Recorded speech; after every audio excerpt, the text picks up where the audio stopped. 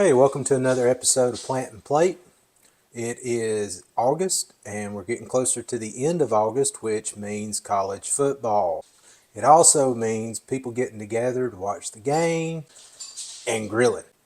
Keeping with our whole tailgating thing, this episode we're making Atomic Buffalo Turd, or at least my version of it. I know that probably doesn't sound great, but really it's a jalapeno pepper popper on steroids. So that's what's going on the grill today. Let's get making them. Okay, so to start off with our Atomic Buffalo Turds, I pulled some chives out of my garden. We're going to dice these up. Just dice them up pretty small. As always, I will put all of the ingredients that I use in the description. My wife will be happy that I said that. She corrected me. I apparently said comments in one of my videos, so it's the description. I told y'all I'm new at this. I don't know what the heck I'm doing yet. But I will put it in the description so you can figure out what all the heck. Here I have 12 ounces of cream cheese. For this recipe, I like the whipped cream cheese because it's just easier to work with and I don't have to try to soften the big old block of cream cheese. So we're going to take the chives that we just chopped up. We're going to throw that into our cream cheese and we're going to mix all that together. That's going to be part of the filling for our Atomic Buffalo Turd. You just want to get it consistent throughout the mixture. Alright, now it's time to start working with the jalapenos. Alright, so now we're going to work with our jalapenos. For this recipe, we have 12 jalapenos. Notice I gloved up. I got on some nitrile gloves that are food safe. I would highly recommend you use these, especially if you're going to mess around with jalapenos, because if you get that capsaicin on your skin, it just kind of absorbs into it. And if you screw up and touch your eye or your nose, it'll put you in one of those, oh Lord Jesus moments. Trust me, I did it. So use the gloves so when you get done playing with the jalapenos, you can take it off and all that stuff goes with them in the trash, not in your eyeball. Alright, you want to get good size jalapenos. Make sure that they're round enough that you have enough room to fill them and pack them with what we're going to put in here with our cream cheese and chives and other ingredients. Now, when you get them, do not cut the ends off of them. You want to take and cut the stem off so you get something that looks like that, because we need something on the back side to hold everything in. The way we're going to prepare them, we're going to cut them lengthwise like this so that we separate them into halves. Now this is your choice. I always take the veins and the seeds out. My wife and family, they're not a real fan of really hot stuff. Me and my daughter-in-law, we're about the only ones that can really get into the spicy side of things. But hey, if you want to go from Atomic Fireball or Atomic Buffalo Turds to Nuclear Buffalo Turds, that's up to you. You can roll with it any way you want to do it. Neat little trick. You can take a spoon and this vein in here. You can put it on it. Just rake it down and it'll take it right on out. But again, if you want them hot, leave them in there. Whatever cranks your tractor, make it happen. Make sure you leave the back side of it so that we have something to catch it when we fill them up. Alright, that's how you prepare your jalapenos. I got 12 of these to do. I'm sure you don't want to watch it, so I'm going to get those done and I'll be right back. I have a paper plate that I dump everything in. I'll give you a funny story for why I do that. I have two English bulldogs, and their brother and sister came out of the same kennel. And on any given day, it's like a competition to see which one can be the biggest meathead.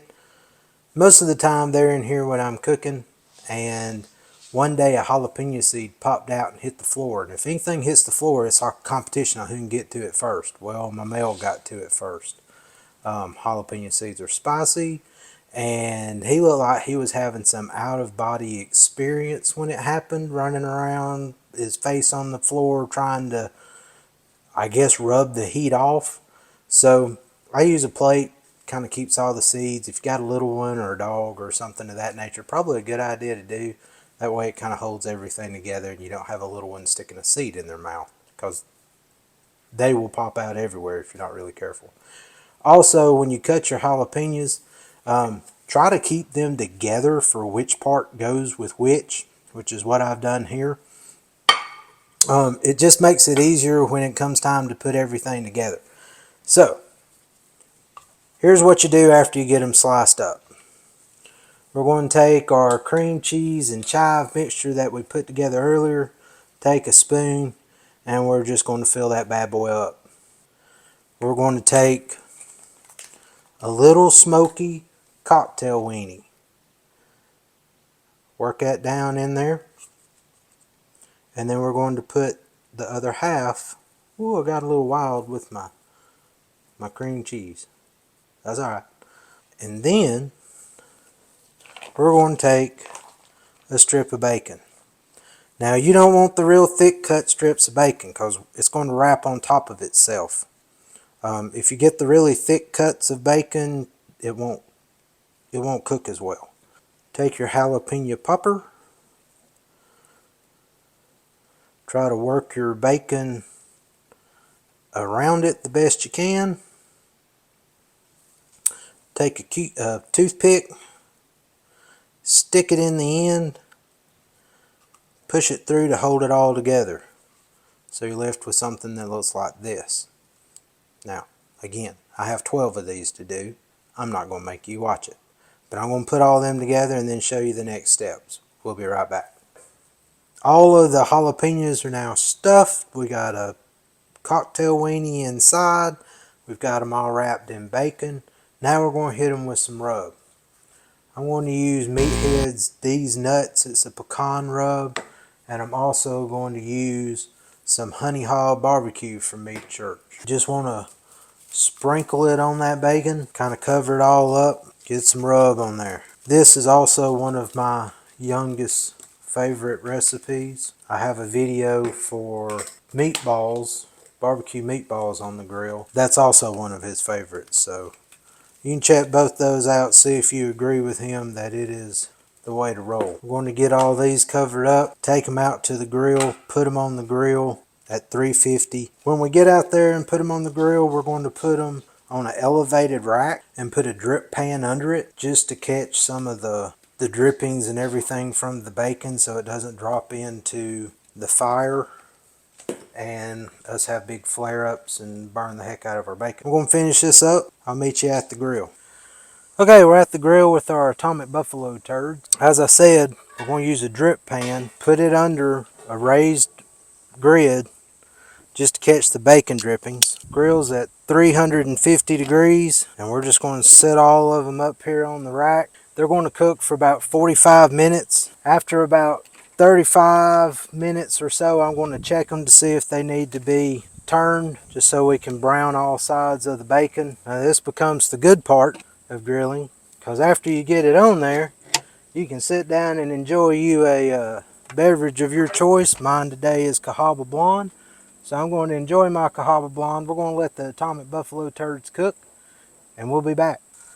Okay, back at the grill. We've let the Atomic Buffalo Turds sit on the grill about 30 minutes. I came out and turned them just to make sure that the bacon gets brown all over it. Put it back on 20 minutes after I turned them. They're ready. So let's take these things off the grill.